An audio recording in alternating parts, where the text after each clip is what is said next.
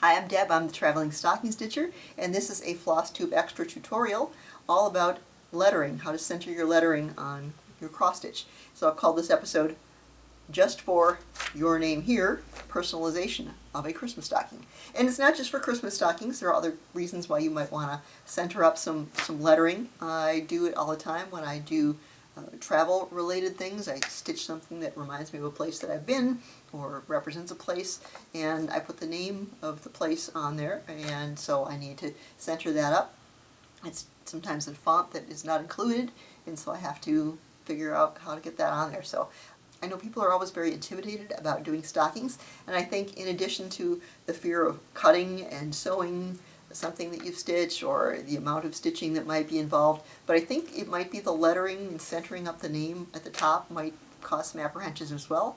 And I'm going to show you how to take care of that and give you some suggestions of things to look out for. Maybe you want to try a different font, so we'll give you some advice for that. So my first advice would be make sure that you allot enough room for the lettering. If you're doing a Christmas stocking or if you're doing some other thing that you want to put some lettering on it that isn't typically charted that way, if you're doing a kit, they probably give you plenty of guidance about how much space to have, but you want to make sure that you have enough room. Maybe you're choosing to use a different font that was originally charted with the stocking, or if you've picked something out that you want to do, just make sure that you have enough room for when the design ends. If you're going to put the name or the lettering above that, or maybe you're doing something where you're going to put the lettering below, just make sure you have enough fabric. And don't forget, when you're doing stockings, you need to have enough to fold over. So I've got my lettering on here, and this is an example of one where it was charted, but it didn't have, I think it had stars around here, and so I chose to put a name on it. But make sure you have enough to fold over and stitch the top and have room, enough fabric. You don't want to run out and have your lettering be right here and you got no ability to create a hem for it. There are two ways that you can go about figuring out where to place your lettering. One involves math, one doesn't. Now, it's not really complicated math, but if you've been through a typing class back in the day when they actually offered typing, you probably already know how to do these kinds of things to center things on a page. But what you want to do is look at your letters that you want to use, the font that you want to use, and count up. You may even want to write them down and count how wide each one is, and figure out how they are. Don't forget spaces. I'll talk a little bit more in a bit about how to decide what spaces you want to do. But count it all up. Probably count it twice, like, measure twice, cut once. Same thing applies here. You don't want to have to be frogging it out or move things around. So you want to know how long it should be with your spaces included. Write that down. Now, the piece that involves math is really simple. Just divide by 2. So for our example, I'm going to say I have 100 stitches long. I'm going to divide it by 2. That means 50. So if they've provided you a line and they say this is the middle of the line, you can count back whatever that is divided by 2. So you'd count back 50. You can go forward or backwards, depending on which way you feel like you want to stitch it. And just count back 50, and that's where you're going to start the farthest out point of your letter. And I'll talk a little bit more about that too, because that can be a little tricky if it's a letter O, where the outside is kind of in the middle and then it gets smaller up top. You want to make sure that you're not starting at the top and stitching there. So that's the first way you can do it. The other way you can do it is, say you've got 100 width one. What you do is you find your middle point again, and you count back by 2s. 2, 4, 6, 8, 10, till you get to 100. That's where you start stitching again. So where is the center if it's not a kit and you're making this up on your own, or you want to place it slightly off, or what have you? I would recommend on a stocking that you center it on the leg. Even though your stocking goes out to here and it's this wide, you really want the centering to be over the main part of it. So if you don't have don't look at the points that say what the center of the design is, because it goes out further on the toe. You want to make sure that you are basing it on how wide the top of the leg is. So that will be your center point that you'll count either by half of the length, or you'll count by 2s to find where to start that as well. So, and here's a good example. So if I started and went backward, here's the T. So I'd want to make sure that I started stitching this part of the T, not this part of the T. You don't want to start down here, otherwise it's going to be off. So that's one consideration that you want to think about. Now, it may not always be the center. This is an example of one that I have done a conversion of the lavender and lace, and the design has this band of medallions here, and so the lettering is off center there. So this one I had to center it off. I had to figure out how to make the sizes of the boxes so that they would fit in between there, but that was my centering point I had from here to here. So you may always, if you've got a design that's got something that goes up the side, you may not always be doing centering, but you want to center it between the portions that you want it centered, if that makes any sense at all. Spacing is a little bit of a matter of personal choice. It kind of, the rule of thumb I kind of go with is if I'm using all capital letters, I usually want to put more than just a single space between letters, because I think they need a little more room to breathe to make them more readable. And so if they're all caps, I would choose to maybe put at least 2 spaces between each letter. The fancier they are, if you've got Old English letters, I think the letters are so busy that, again, they need a little more breathing space for people to make out, so they're not so clumped together. So this is an example of one that is kind of both capital letters and it's very ornate letters. So you see that I've got at least 3 spaces between there, but it's tricky. Where are the 3 spaces? Should they be between here and here?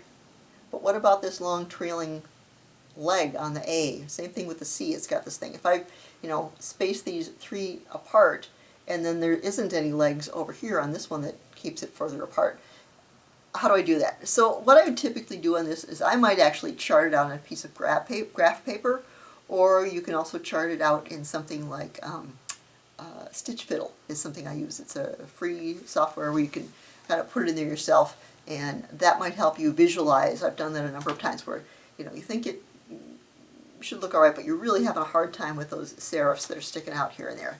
So I would go, here's one example of something that I graphed out, just to make sure it looks, and do a pencil and be able to erase it, and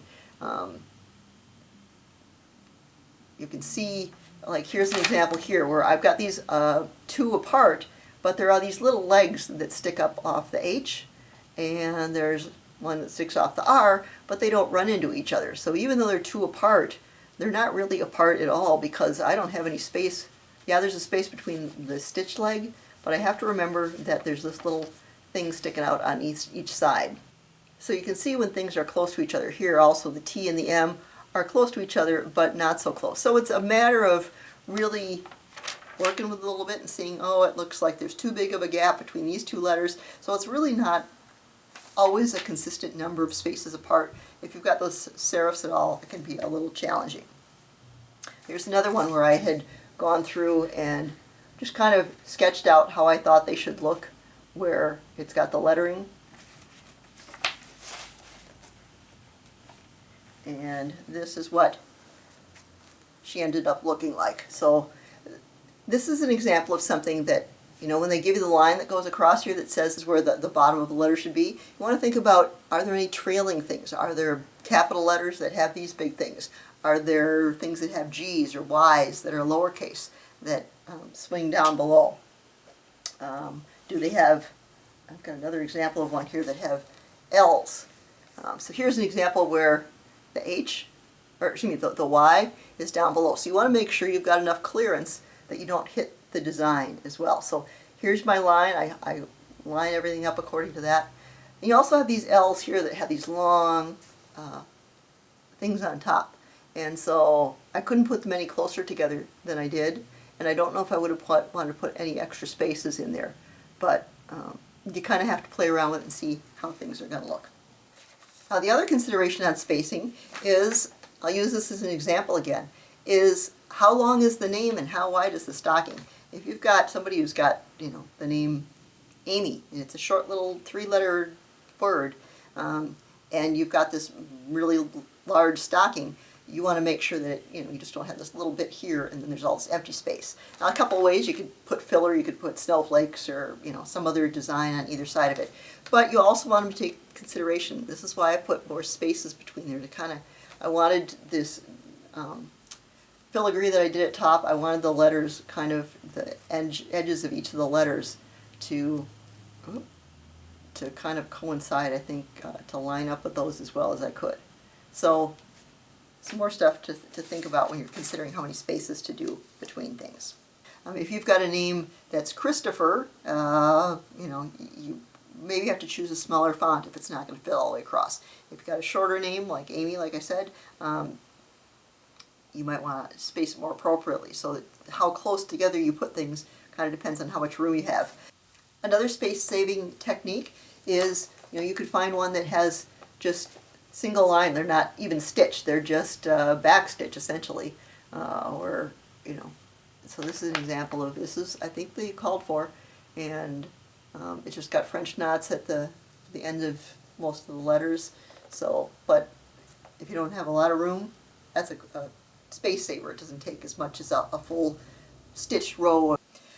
There are times when you want things to be closer together. Even though I said cursive, you may want to have those closer together because you're doing script.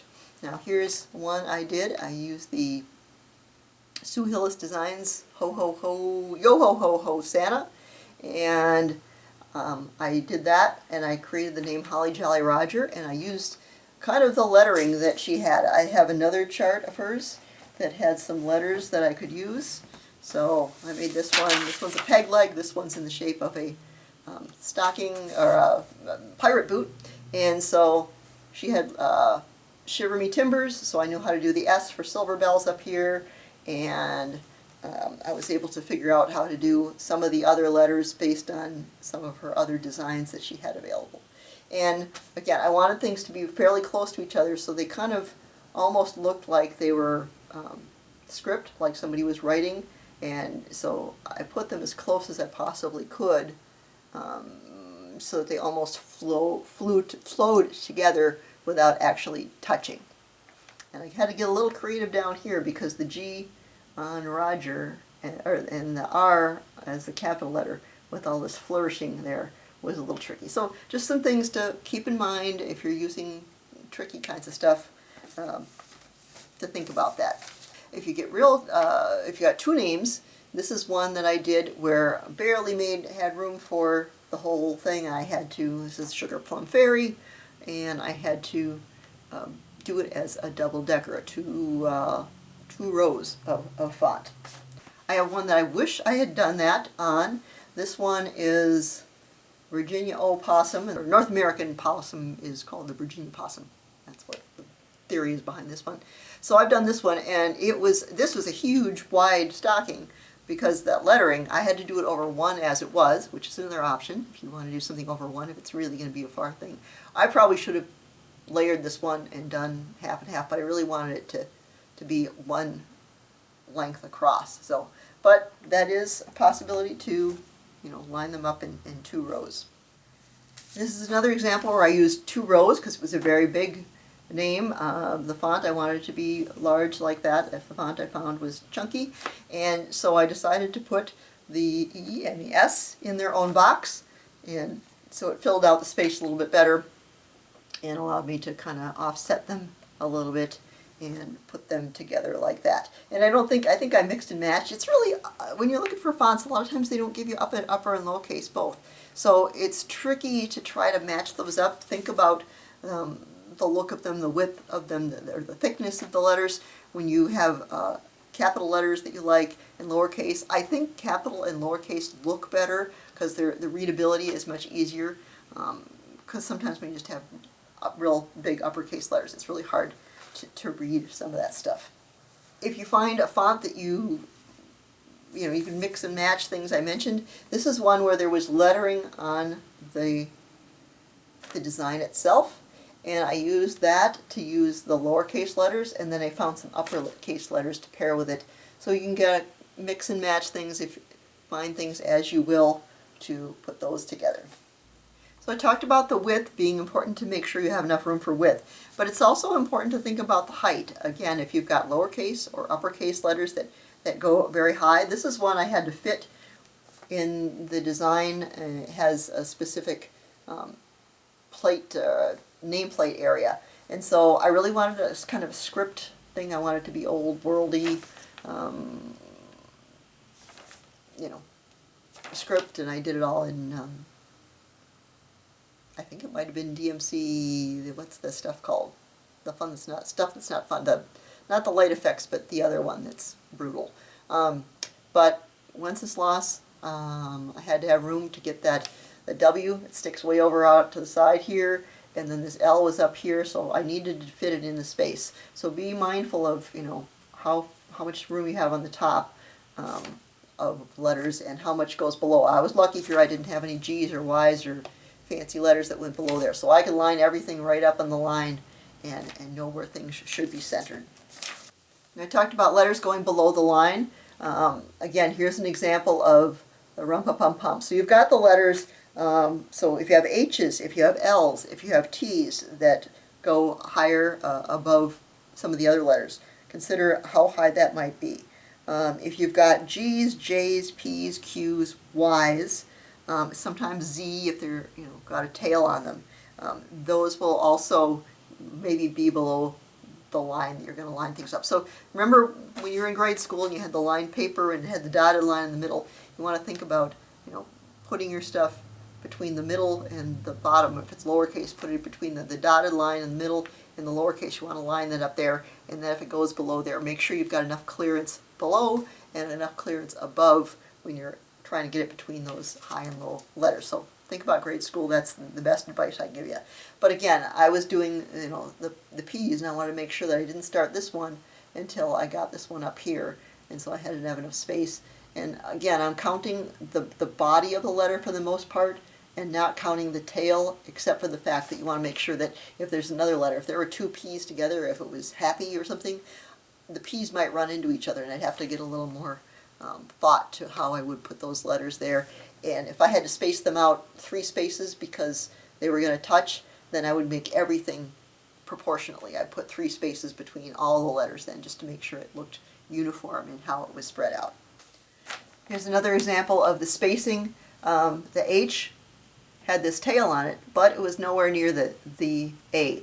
But here's an example of, I lined up the lower letters, the lowercase letters on this line, but this, I wanted the first letter to be almost like a manuscript, illuminated manuscript looking, so I used some Krynic on it. But I centered it up a little bit more, didn't quite center it up with the letter, I didn't have it going all the way across, because I still wanted to be sort of close to the bottom of this. I think the bottom of the dip there on the H was consistent with the bottom. So I aligned this up, so it's not exactly in the middle of here, but it's not exactly at the base of this as well, because I thought it should be more aligned with that uppercase letter. But again, I've got the T and the Y getting close to running into each other over here as well. So just some things to think about. As far as letter names, if you're confused, again, if you have a short name, I usually use the more formal name. Santa seems like a more formal guy. So this is my old stocking. I'm working on a new stocking because this is a duplicate of one I've already done for something else. And I would like to have my own stocking. This is the first one I ever made. So I put Deborah on there, even though I don't usually go by Deborah. But, you know, unless your kid that you're doing it for has really got opinions about using his full name, I usually go formal. And this is I've kind of adapted this from Michael Powell, and I had a long, thin one, and I used one on the toe. I don't know that, I wish it would have been a little, like a square piece. I think it's longer and skinnier than it should be, and this just not right. But atop, he had created little tiny ornaments, and so I used these and did the lettering to do Tiny Tim, and then I just used the balls that I had done here to kind of balance out in the middle. So just think about doing different motifs maybe between the words itself, might help a little bit.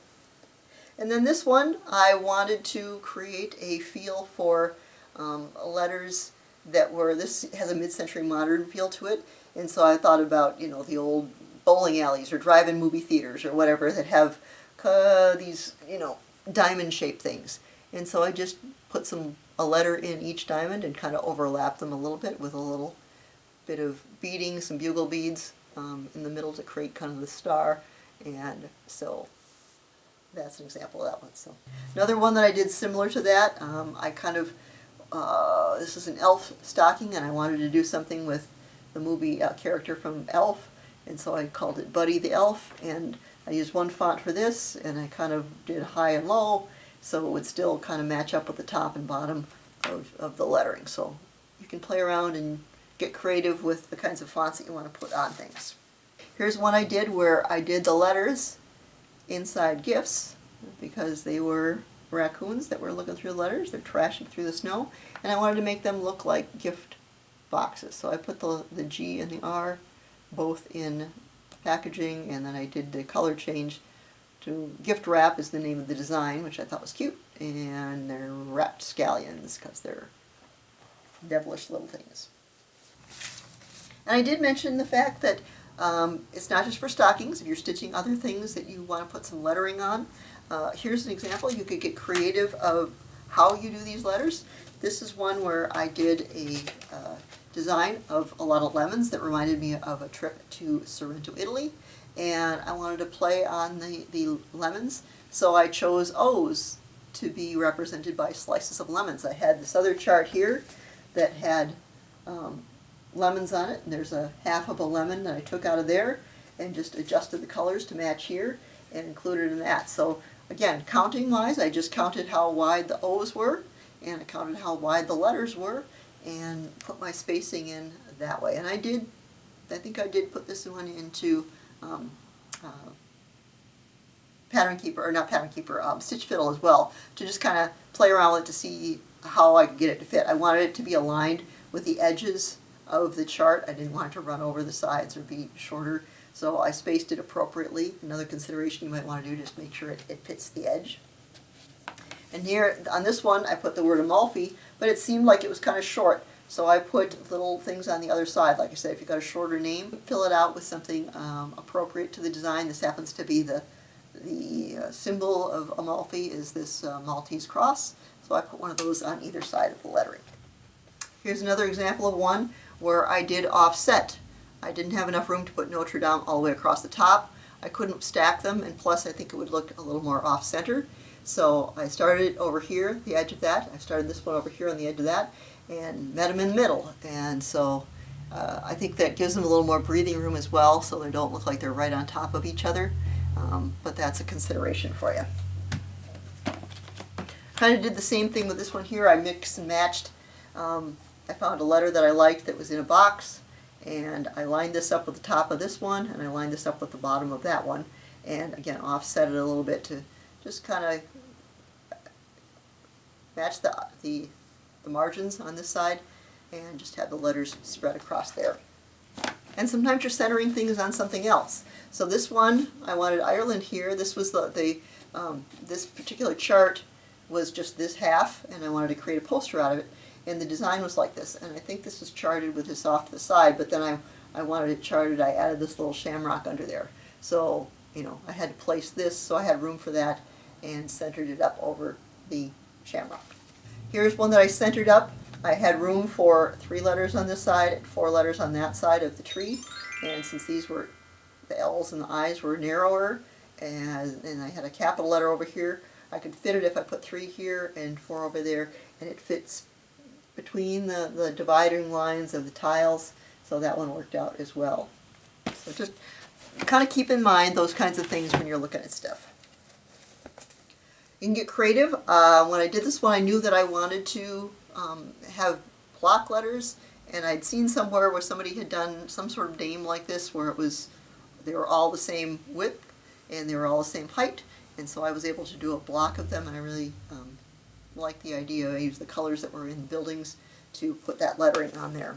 Now here's one that I haven't shown yet before, but this is the pretty little city. This is Washington, D.C., and I wanted to put lettering underneath it, and went out for a walk one day and kind of thought about, you know, how to make it kind of look like a flag. And I thought, well, the D.C. could be the blue field of blue with stars in it, and then the Washington could be split up so that those, you know, they could be leveled out, so each side would be the same length, and so all the letters are roughly the same width, and I split them up to be the red, white, and the stripes on the flag. So just came up with that and mapped it out in Stitchfiddle, and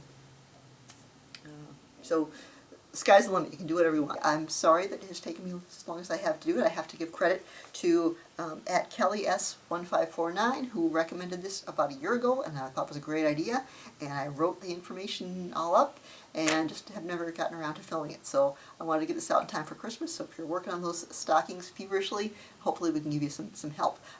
So I hope those ideas helped, and you'll be a little more encouraged to try doing a Christmas stocking. They're a lot of fun to do, and I would love to know what things you would recommend to help people out with doing centering of things for any kind of stitching. So thanks for joining me. I hope this was useful. Bye.